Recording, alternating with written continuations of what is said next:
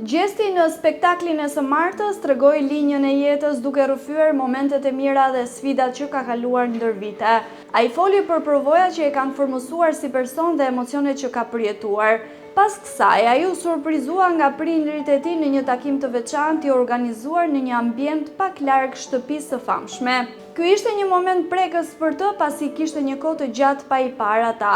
Në këto raste shpesh ftohen edhe persona të tjerë të afërt për të marrë pjesë, duke I bërë këto takime edhe më emocionuese.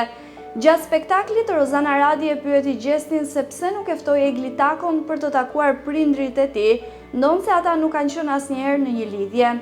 Kjo pyetje e vuri atë në një situatë të papritur. Më vonë, në një bisedë me konkurrentët e tjerë, ai u shpreh se nuk I kishte shkuar fare ndërmend ta bënte një gjë të tillë. Nuk më ka rënë ndërmend, e shikoja mamin në sy e kisha harruar, nuk është e lehtë, nuk e dija a janë ato gjëra si I kisha lënë, tha ai.